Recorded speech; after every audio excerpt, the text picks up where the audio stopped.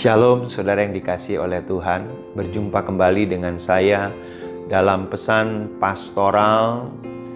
Nah, sebelum saya menyampaikan isi hati Tuhan, maka saya ingin menyanyikan kali ini ada lagu yang saya nyanyikan refnya seperti ini. Aku ada saat ini, semuanya karena kasih-Mu. Aku hidup hari ini, semua berkat kemurahan-Mu. Terima kasih Yesus, Engkau sangat baik, teramat baik bagiku. Nah, saudara, ref daripada lagu ini menggambarkan hidup kita itu ada di tangan Tuhan.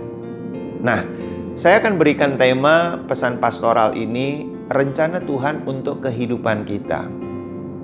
Pernahkah saudara bertanya, apa rencana Tuhan untuk kehidupan saya? Untuk kehidupan kita? Tema ini saya angkat karena saya banyak mendengar keluhan, menggerutu dari banyak orang di sekeliling saya.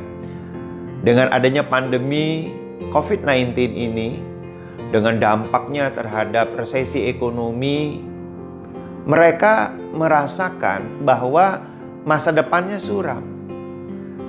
Rencana Allah itu tidak sesuai dengan apa yang diharapkannya.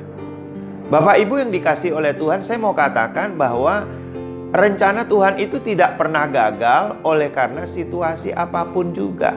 Rencana manusia dapat gagal.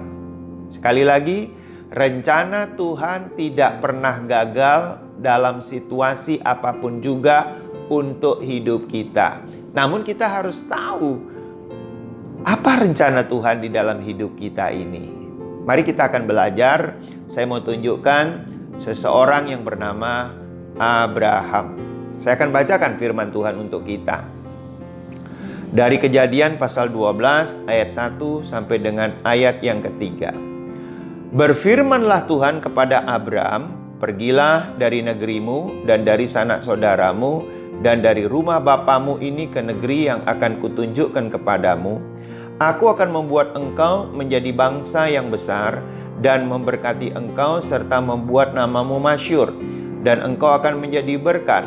Aku akan memberkati orang-orang yang memberkati engkau dan mengutuk orang-orang yang mengutuk engkau.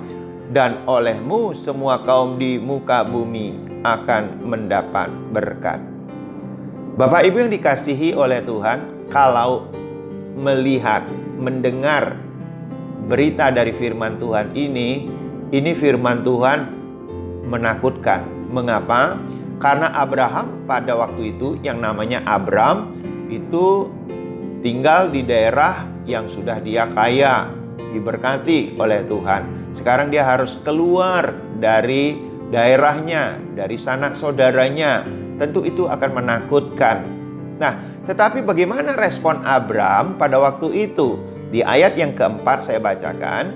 Lalu pergilah Abram seperti yang difirmankan Tuhan kepadanya, dan Lot pun ikut bersama-sama dengan dia. Abram berumur 75 tahun ketika ia berangkat dari Haran. Tuhan tidak pernah membeberkan rencananya secara utuh kepada Abram. Tetapi Tuhan itu memberitahu rencananya sedikit demi sedikit.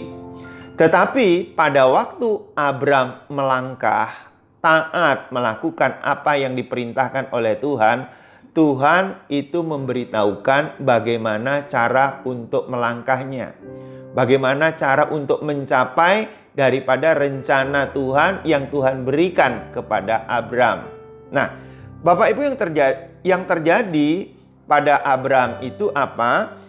Di Kejadian 17 ayat yang keempat sampai dengan ayat yang ke-8, Bapak Ibu kalau baca di situ, maka Bapak Ibu akan dapat menemukan apa yang terjadi dengan Abram. Yaitu apa? Pertama, Tuhan itu berjanji kepada Abram. Nah, janji Tuhan kepada Abram itu atas inisiatif Tuhan, bukan atas inisiatif Abram. Sebab itu perjanjian antara Tuhan dengan Abram adalah perjanjian yang tidak berkondisi. Dan perjanjian ini perjanjian yang sifatnya kekal karena berlaku turun-temurun terhadap keluarganya, termasuk kita yang percaya kepada Tuhan Yesus. Nah, apa yang terjadi Bapak Ibu yang dikasihi oleh Tuhan? Yang pertama, Abram akan menjadi bapak sejumlah besar bangsa.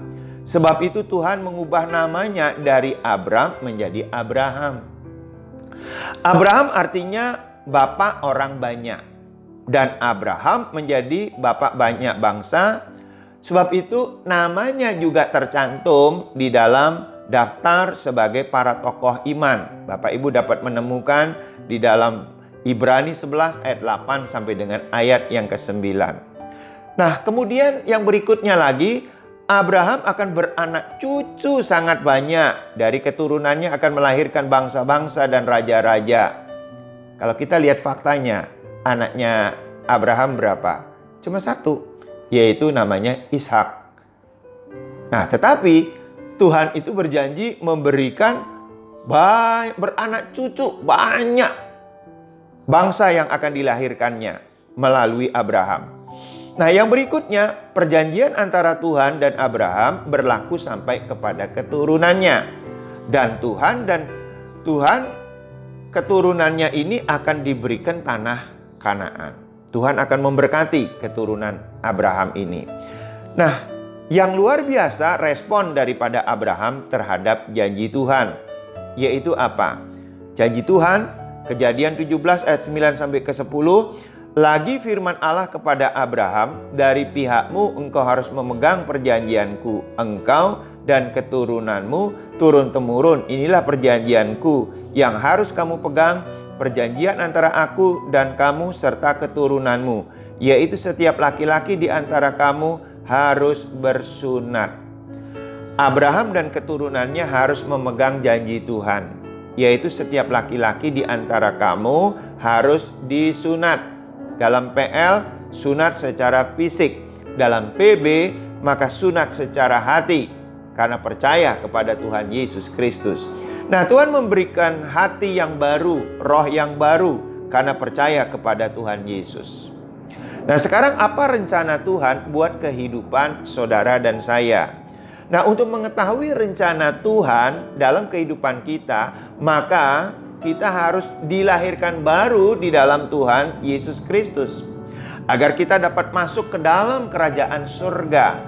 Selanjutnya Tuhan memberitahukan bertahap atau sedikit demi sedikit tentang rencananya melalui firman Tuhan, melalui hubungan kita dengan Tuhan. Sebab itu penting setiap hari kita membaca firman Tuhan, agar kita tahu rencananya di dalam kehidupan kita. Penting setiap hari kita berdoa, memuji, menyembah Tuhan, agar kita tahu rencananya di dalam kehidupan kita. Nah, demikian firman Tuhan. Mazmur 119 ayat 105, firman-Mu itu pelita bagi kakiku dan terang bagi jalanku. Sebab itu saudara yang dikasihi oleh Tuhan, kita harus patuh kepada firman Tuhan. Waktu kita membaca firman Tuhan dan Tuhan itu memberikan impresi kepada kita, maka kita harus patuh melaksanakan firman Tuhan. Dan waktu kita patuh melaksanakan firman Tuhan, sejatinya kita sudah berjalan di dalam rencana Tuhan melalui kehidupan kita. Nah, biarlah firman Tuhan ini memberikan kekuatan kepada kita, penerangan kepada kita, bagaimana saudara dan saya mengetahui rencana Tuhan di dalam kehidupan kita. Yang pasti, rencana Tuhan itu indah bagi kehidupan kita. Rencana Tuhan tidak pernah dapat digagalkan oleh situasi apapun. Rencana manusia dapat gagal. Mari kita berdoa bersama-sama.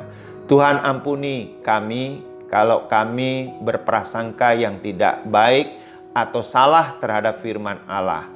Sebab itu kami mohon ampun ya Bapa, firman-Mu tidak pernah gagal. Karena Engkau yang melaksanakan firman-Mu dalam hidup kami. Rencana kami dapat gagal, tapi rencana-Mu tidak pernah gagal dalam hidup kami. Jadilah rencanamu dalam hidup kami ya Tuhan. Di dalam nama Tuhan Yesus. Amin.